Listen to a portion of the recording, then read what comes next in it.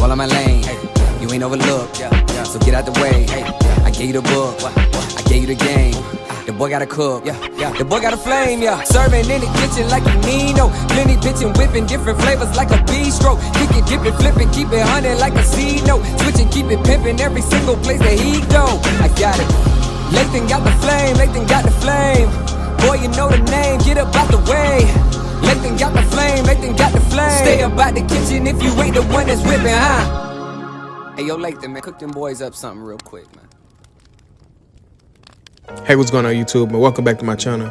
Now today we got the most incredible mushroom risotto. So that's cremini mushroom risotto. So we got our risotto rice here, or our arborio rice. We got a cup of that. And remember, risottos are normally 3 to 1. So 1 cup of rice to 3 cups of liquid. So I got 3 cups of chicken stock, or actually I got 4 cups of chicken stock on the back of the stove. We got a whole yellow onion. We got some kale microgreens. Check that out. Nutrients packed, and it's going to be great for a garnish. And to top those microgreens off, we're going to throw a little lime on there just to offset with some acid. And then you see our baby bellas, or our cremini mushrooms there. And then we got some good white wine, and that's Sauvignon Blanc. You can use more Moscato, whatever you choose to use, but just make sure it's a good white wine. And then we got some grated Parmesan. You can get them to grate it at the specialty store, or you can grate it yourself. And then we got some good quality unsalted sweet cream butter. Now, the first thing you want to do is go ahead and get the mushroom sauteed, and we're using some of that garlic oil that I showed you guys about 3-4 recipes ago to saute these mushrooms in. And that garlic oil is going to infuse these with some great garlic notes without actually adding garlic to the recipe. So we'll get the mushrooms in there, add a little salt to it just to draw some of that moisture so they can begin to brown a little bit quicker. But once you get the mushrooms at this point here, they're pretty much ready. So cook them to your likeness. But this is the part where I like them here. And we're just going to cut that off and set them aside. And we're going to add that to the risotto toward the end. So you don't have to add it in the beginning, but just get them worked. So once the risotto is almost ready, you can go ahead and add them in there. So go ahead and set that aside. And then we're going in with some more of that same garlic oil. And that's what we're going to sweat our onions in for the risotto. Now, you can use regular oil too, but I just like to add little elements like that to give you different flavor pops. So once you get those onions good and sweated down, you don't want too much color on these onions. You just want to get them good and sweated because you're going to actually toast your risotto rice or your risotto inside of the onions and oil, because you want to toast the risotto because you don't want the rice or the grains to clump together. You want to toast them, and when you toast them, it kind of release some nutty notes as well with the risotto. So go ahead and get that rice good and toast it. And once you get it good and toasted, you'll be able to smell the fragrance of the rice. You're going to go ahead and deglaze with some of that white wine. So this is when we add our Sauvignon Blanc, or like I said, if you use Moscato, you can add some Moscato, but just make sure it's some good, decent quality white wine. Now, I don't even drink white wine, or I don't drink, period. But when you go to the store and buy wines and such, it's always somebody on the aisle that you can ask about the flavor profile, and normally they'll tell you. So that's what I normally do. So if you need help with that, just ask somebody on the aisle, and they'll kind of give you the flavor profiles. But Sauvignon Blanc or Moscato will help. Then you want to start going in ladle at a time. So you see I already added 2 ladles to this, and you don't want it to completely dry out between ladles, but you want it to kind of you want the moisture to kind of evaporate a little bit before you add more liquid in, because what you're trying to do is you're trying to cook this low and slow and activate the starch over time, because the starch is what's going to give you your creaminess to the risotto. I see a lot of people add like cream and stuff to their risotto, but really you don't have to.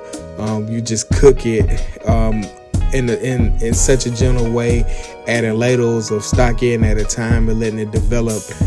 With time, your risotto will come together, and the starchiness in it will almost act as a creaminess. So you don't need cream. The risotto will actually make its own cream, if that makes any sense.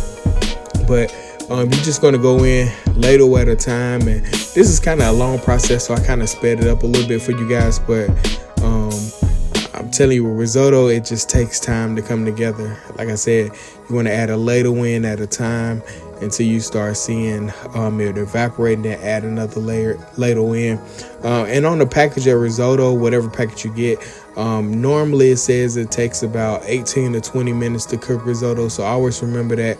And like I said, your ratio is 3-to-1, but due to evaporation from heating that liquid, because you want to start with that liquid hot, and adding it to the risotto, it kind of evaporates. So that's why I said I always go in with a quart or 4 cups of liquid in reserve, because normally you're going to use more than the 3 cups of liquid that you had originally reserved aside. So always keep your liquid aside. And even when you start adding your mushrooms and your cheese in, it may tighten up just a bit, so you can actually add in a little more liquid to keep it loose. But the whole process of me talking here is just me, ladle after ladle going in. All right. Once you get to your 18-minute mark, taste your risotto. It should be almost perfect. And once you get to that part, go ahead and add your mushrooms in. Like I said, you see it starting to get a little bit tight. This one you can add more of your liquid to it, just to kind of help it out, because you want this thing to kind of flow. You don't want it to be too tight, but you also don't want it to be too loose. You want it to be, when you pop it on the plate, you can just tap the plate and it falls right in place. So it'll take you a while to get to that part where you realize how much liquid you should have in there, but you'll get there eventually.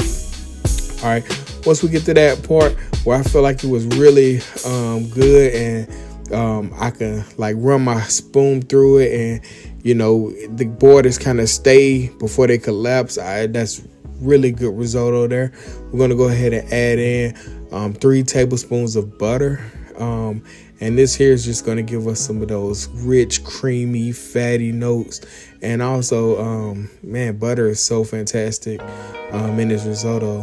And like, this is a bunch of risotto here. So 3 tablespoons of butter is quite fine for this amount of risotto.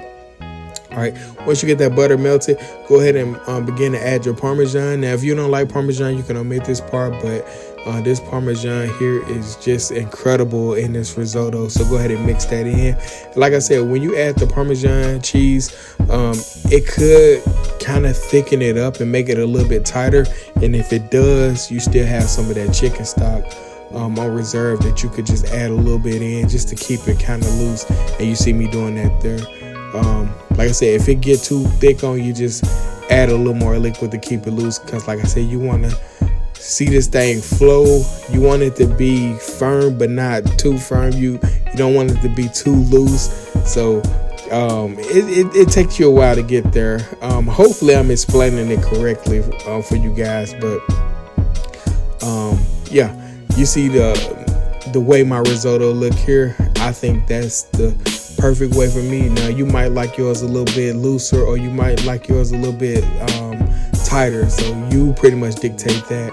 But I'm going ahead and plating it up, and you see how it's just flowing. Like, my goodness. And this risotto here was so incredible. Like, and I wish you could smell this risotto. It's magnificent. You see me patting the plate, just letting the risotto fall in place. Like I said, a great risotto should just flow, with the pat of the plate. And then I'm taking the rest of the cremini mushrooms, adding them on, because if I would have added it all in, that would have kind of got lost. You wouldn't have been able to see them. But I want you to see the mushrooms on the plate.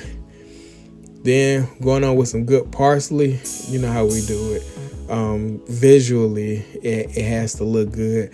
And then I'm going on with the microgreens, and I squeeze some of the lime on the microgreens on the side, just to give it some brightness and to wake it up a little bit. And then we're going to finish with some black truffle oil on top of this mushroom risotto, and that's going to give us some of those great truffle flavors. If you know anything about truffles, it's like none other. With the Parmesan and the mushrooms, it just goes great together. And there you have it, man. The most incredible cremini mushroom risotto or mushroom risotto.